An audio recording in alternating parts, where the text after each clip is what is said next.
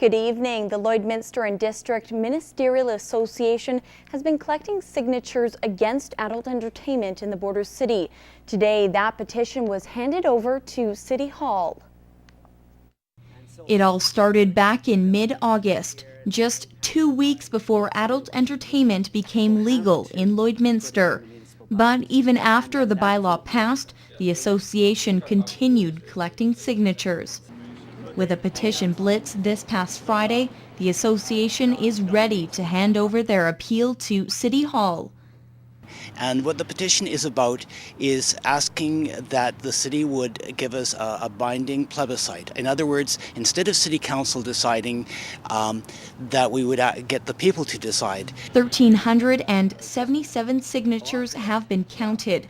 The end goal was to have a question added to the municipal ballot come October 24th. But according to Pastor Stonehouse, the petition would have needed to be in by August 31st for it to have been considered.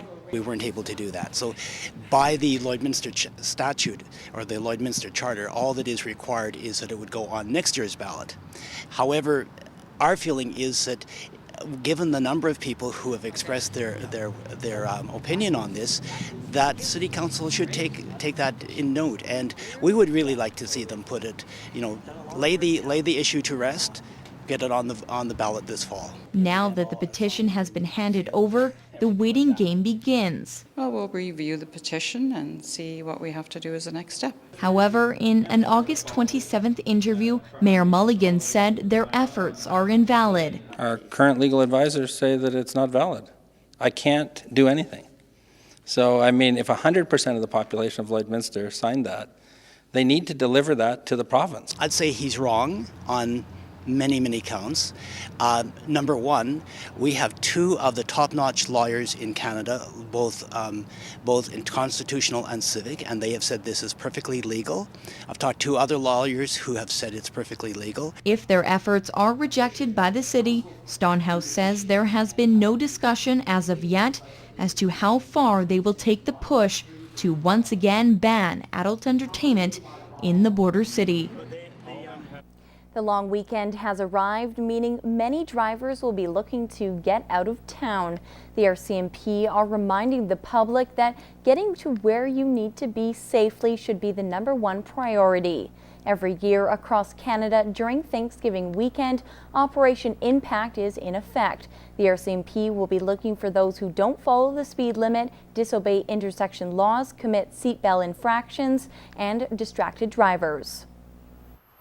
What we want public to know is long weekends, more people are on the road, and the police are out on the road as well, trying to make sure everyone does keep their speed down. And just like any long weekend, just got to be careful out there.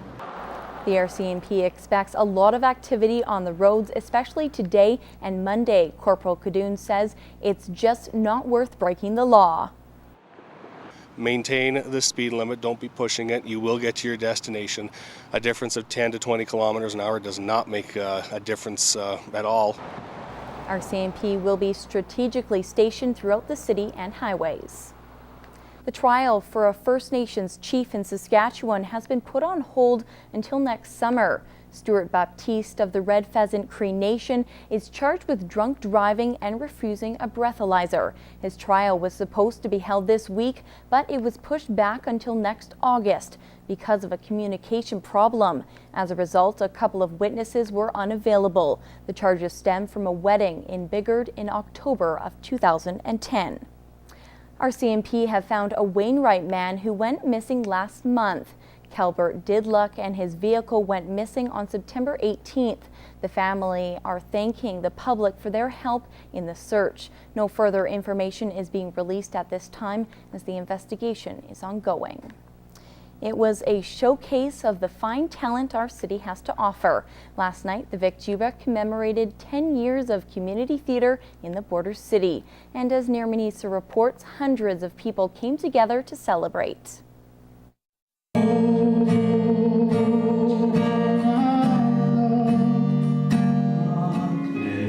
And waits. Vamos a hacer una fiesta para que ese amor crezca más. It was one musical act after another. In fact, nearly 20 acts took to the stage to perform. The Vic Juba Community Theatre has been a staple in the community for 10 years now, and its namesake says he couldn't have been more proud. The support that we've had, the public, the patrons that have come to the theatre and enjoyed shows that really we never would have had we not this facility. This was the scene 10 years ago, the official opening of the theatre. It was an emotional day for everyone. The people that do come are just amazed at the theatre and what it's able to do, and that's great. We feel pretty good about that, so we can't complain. The Vic Juba means a lot to this community, and for all the performers, it gives them a center stage so they can share their talent with others. Singers that have performed on this stage now can go and perform on an Edmonton stage, or in some cases a New York stage or Chicago, having graduated and having the experience of playing here. So it's not only developed our art and our soul, but it's contributing nationally. We couldn't be more happier for the Lloydminster community and the community theatre.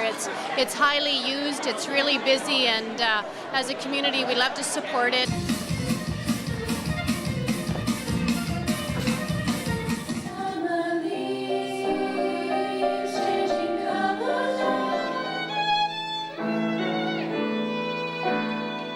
The theatre has many big events planned for the next few years. You can learn more by checking out their website at vicjubatheatre.ca. Naramanisa, Newcap News.